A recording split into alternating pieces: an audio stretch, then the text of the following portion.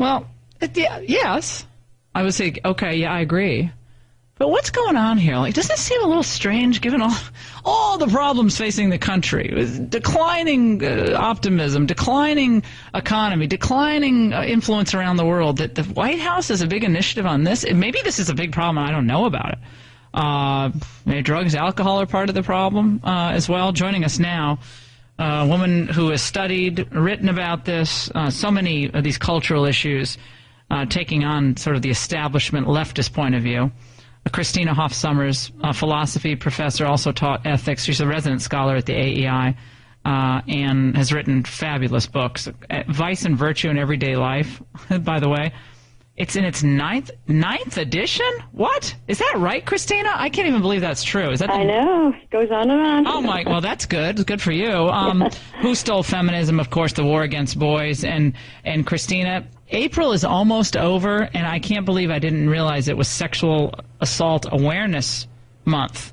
So I guess I'm behind the curve because I didn't know that this was such a big problem on college campuses, other than, the date rape and the slipping the Mickey in someone's drink and all of that. But what's going on here with this PSA and the White House involvement? Well, it's the triumph of advocacy research. Anytime a responsible investigator looks at campus rape, as the Bureau of Justice Statistics did about 5 years ago, they find that it's a problem, but it's something like 1 in 40 young women could face sexual assault or rape.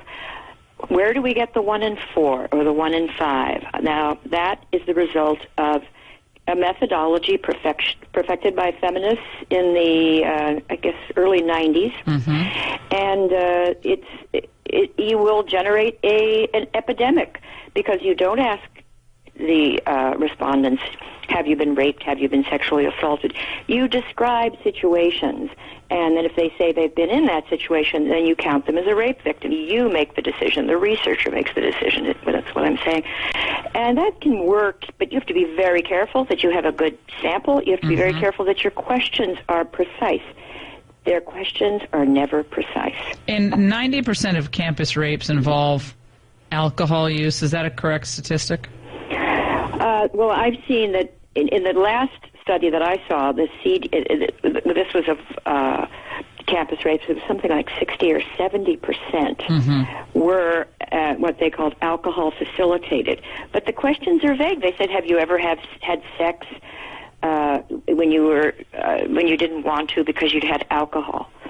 Now, I mean, what does that mean? Does that mean a rape? Does that mean a bad decision? Does that, so they right, I see what you're saying. No, I see what you're saying. And it seems to, again, I don't know, it just seems like this always seems to come up during election year cycles where maybe the Democrats are in some trouble, and the gender gap is one of the few bright spots out there for the Democrats. This new poll that just came out showed that the gender gap has actually grown a little bit in the last few years.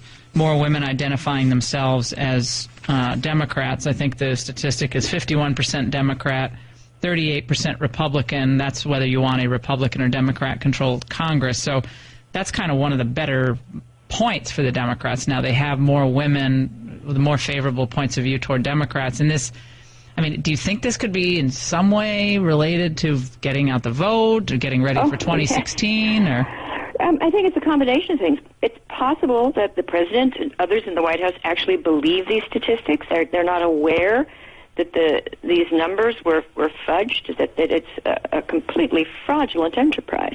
Unfortunately, it's going on at the highest levels. The CDC did a sexual violence study. The president cited it, and they counted as sexual violence. They asked, the CDC researchers said to people, have you ever had sex?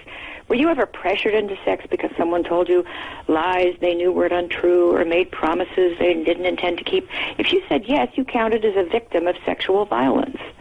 Well, yeah, and I think that, again, this all kind of collides in a way with the free love, sex without consequences mentality that's fueled in our culture and some of our, even our education. I don't disagree. I mean, I think with the hookup culture, And, what we need is to teach young men to be gentlemen, and I think there is a breakdown of young women. Young women are the aggressors often now. Young women are the ones who are being aggressive. And the answer is not this really harsh and, as I said, kind of fraudulent, hardline feminism that implicates the average guy in a social atrocity.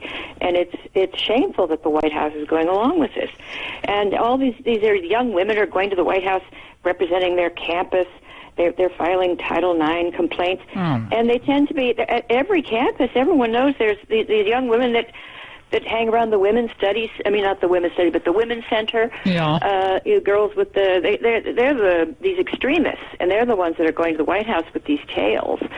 I mean, there may be a few legitimate people, but overall, they're I would say kind of eccentric. Opportunists. Well, maybe there's some opportunism here. Yeah, there's opportunism on all sides. Culture. And there's the grievance feminism.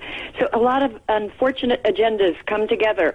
So we get a crisis, we get an epidemic, and it looks as though the government has to do something. The government has to step in. Because, Laura, it looks like Wellesley College is as dangerous as war-torn, not Wellesley, that's all women. Let's say Harvard or Swarthmore is dangerous for a woman as war-torn Congo. Because if you believe these statistics, we actually have rates as high as like the rape of Nanking. You know what I say, though? You know what one way to turn this around on them, Christina, is say, okay, we're going to actually just, for the sake of argument, say everything you are saying is correct. Yeah. That we have this dominant rape culture on college campuses. Right. Well, who's been in charge of the college campuses over the last 50 years? You all have been. The free love, sexual training at the registration when you're a freshman, you get safe sex kits. All this. You guys have been given all the green light on sex all the time. And absolutely. You're in charge. It's on your watch. This is all happening. That's what I do. They could stop the hookup culture in a minute. Ban all drinking. You get thrown out of college. Right. I mean, they won't do it because it would make the kids so unhappy. But that's the source of a lot of the... Hey, Christina, one thing I wanted to ask you. You're like one of the 2 or 3 people I was really interested in your point of view on this topic that we were talking about earlier. It's a little bit different from this, of course, but the either criminalization or civil penalties being levied upon people for private speech and private thoughts. Obviously we see the Donald Sterling, his racist comments that he made and to his girlfriend about not bringing black people to games. He's a complete moron. Also happens to be a Democrat. But at any rate, so he makes these comments. He's out.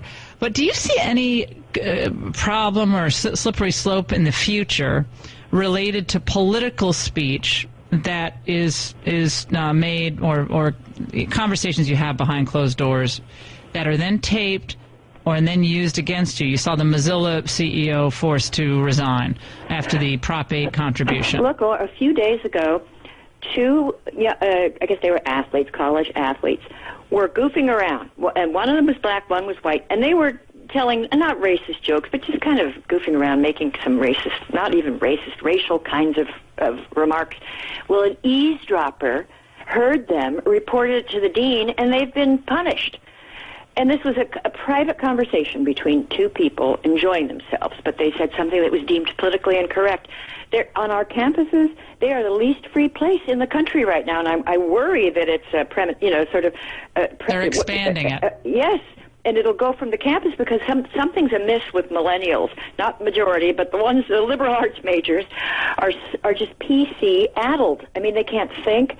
They have no understanding of our traditions of free expression, and they think that if someone is offended by anything, I think it was at Dartmouth a few weeks ago, they can't have a fiesta because that's appropriating traditions of another culture. One woman. We tried to get her on. She won't come on the show. One student. Well, she knew that, as the former editor of the Dartmouth Review, she wouldn't have policing, censoring. It's so annoying. And but the left, Christina, and you've talked about this before, the left has always wanted to expand the campus speech code to our national life.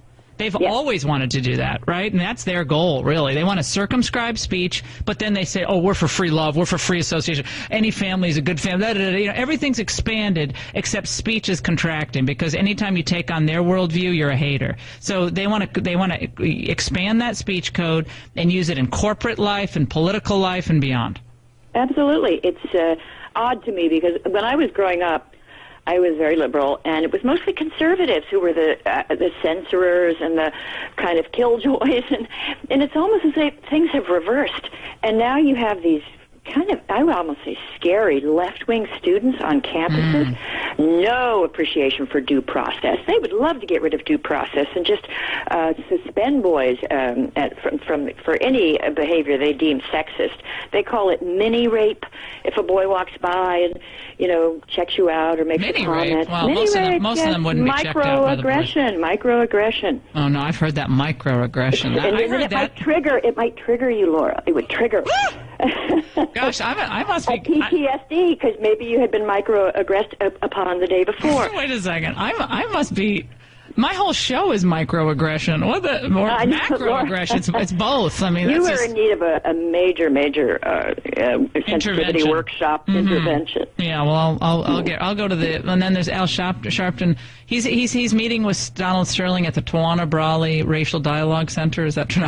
Oh, that's next. I mean, come on. Christina, I love the fact that you approach this issue. It's a serious issue, how we treat each other on campuses or beyond, with real facts and real research and a real understanding of these issues. And we just love having you on. You're like, we need people in public life who actually deal in facts and real research. Yes, that's why I started a weekly video blog called The Factual Feminist. Oh, great. Yes, you should watch it. I have 3. It's on. Just go to YouTube, say Factual Feminist, and I give little seminars, 4-minute seminars, correcting feminist misinformation. Oh, I love it. This is going to keep me busy for years. Oh, no, you're never going to retire. We're policing the thought police, the feminist thought police. I'm just checking their facts. Where they're right, I'll say so. Where they're wrong, I'm going to blow the whistle. Fantastic. Christina Hoff Sommers, the American Enterprise Institute, and writer, thinker extraordinaire. We